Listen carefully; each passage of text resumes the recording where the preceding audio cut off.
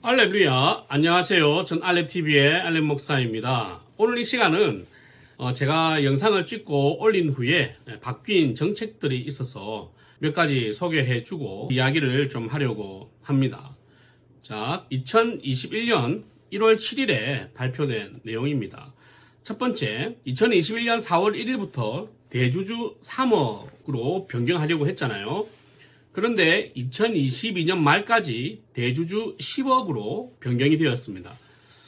아마도 제 생각에는 이 대주주 3억 건에 대해서 이 주식을 하시는 분들의 반발이 엄청 심했던 것 같아요. 그러니까 정부가 2022년 말까지, 사실은 얼마 안 돼요. 2022년 말이라면 내년 말이라는 거잖아요. 근데 그때까지 하여튼 10억부터가 대주주 요건이 된다는 것. 하지만 본인과 배우자 및 직계 좀비 속 주식 합산해서 10억이라는 것, 그거는 바뀌지 않았습니다. 두 번째, 주식 5천만 원 이상에 대해서 이제 원천 징세를 하게 되는데 그 비율이 20%다는 것. 예를 들어 수익이 6천만 원이다 하면 5천만 원을 떼고 이 1천만 원에 대해서 20%를 적용을 하는데 그것도 해외 주식이나 비상장 주식 채권 이런 것들은 250만 원을 공제한 후에 그 외 모든 수익에 대한 세율 20%를 적용한다. 자, 그 다음에 세 번째, 암호화폐 등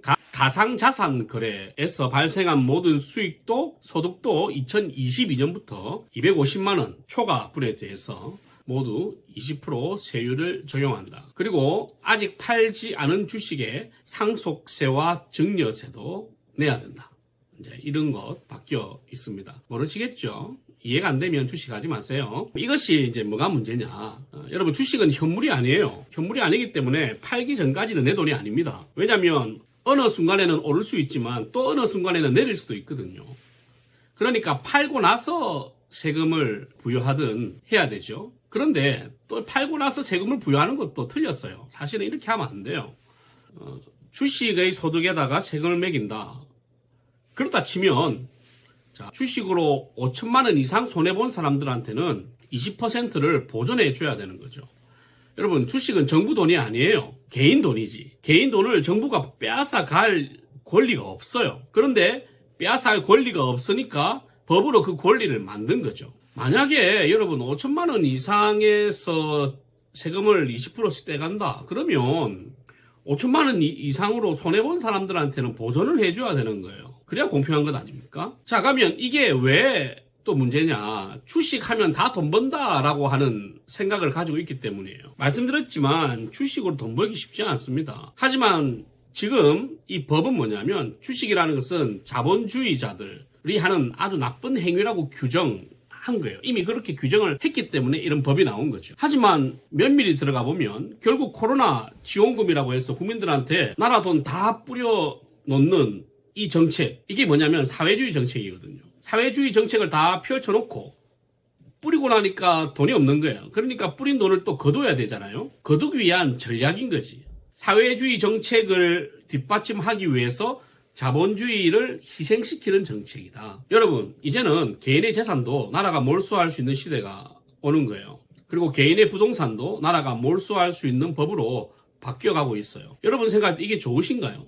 여러분의 판단에 맡기겠지만 여러분이 어떤 노력을 해도 뺏어갈 수 있다니까. 중국하고 북한하고 어떤 게 다른 건가요? 뭐가 달라요? 지금은 다른 점 몇 개 찾을 수 있을지 몰라도 앞으로는 더 찾기 힘드실 겁니다. 자, 그러면 정부는 왜 이렇게 하느냐? 물론 앞서 말씀드린 그 문제점 안에 그 이유가 들어있긴 하지만 경제적인 원리에서 왜 이렇게 하느냐? 금리를 인상하지 않기 위해서요. 그런데 금리는 인상을 할 수밖에 없을 것 같아요. 금리 인상을 하게 되면 앞서 영상에서 말씀드렸지만 다 같이 망하는 거예요. 교회도 힘들어질 것이고 위기가 올 겁니다. 그러면 교회가 위기가 오면 대출이 더 심한 회사나 기업들은 어떻게 되겠어요? 그런데 왜 인상을 하느냐? 인상 안 하면 될 거 아니냐? 아니요.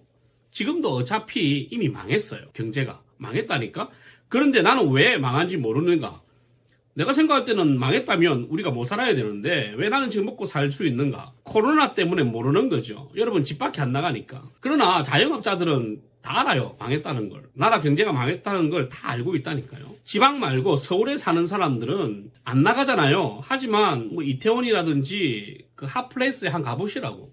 망했는지 안 망했는지. 그 동네가 박살났으면 끝난 거예요. 그러면 회복할 가능성이 있는가? 예, 회복할 가능성이 거의 없습니다. 그래서 이제 대출 금리가 높아서 이제 장사를 접으면서 대출 갚을 수도 없어요.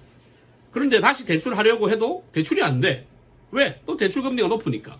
이자가 높으니까. 그리고 또 어떻게 해서 대출이 된다고 해도 큰일이라. 왜? 또 이자가 높으니까. 이제 앞으로 우리에게 다가올 현실적인 문제를 이제 말씀을 드렸는데, 여러분, 이게 이해가 안 된다. 지금 제가 말하는 게 무슨 말인지 잘 모르겠다 하시는 분들은 주식하지 마시고, 와, 알렌 목사 그거밖에 모르나? 지식이 개판이네. 억수 얕네. 뭐 그 정도 아는 거 가지고 아는 체 한 거야? 라고 하시는 분들은 주식하셔도 되겠습니다. 하지만 아마 그렇게 생각하시는 분들은 주식을 안 할 겁니다. 왜냐하면 지금 주식 해봐야 지금 답이 없다는 것은 누구나 다 알 테니까 앞으로 주식을 하시려면 흑자 주식 하시고, 하여튼 지금 바뀌어 있는 정책들, 우선 대주주 요건이 10억으로 바뀌었다는 것, 그 다음에 이제 원천 징세율이 20%가 적용이 되고 세율이 다 20%다. 굉장히 높죠. 예, 하지만 뭐 지금은 법이 그러니까 여러분도 어떻게 하든지 간에 이걸 다 알고 투자를 하시든 투자를 하지 않든 뭐 그렇게 결정을 하시면 되겠습니다. 이제 원래는 지난 영상이 마지막 영상인데 바뀐 게 있어가지고 오늘 영상으로 주식 관련된 이야기 마무리하겠습니다. 할렐루야!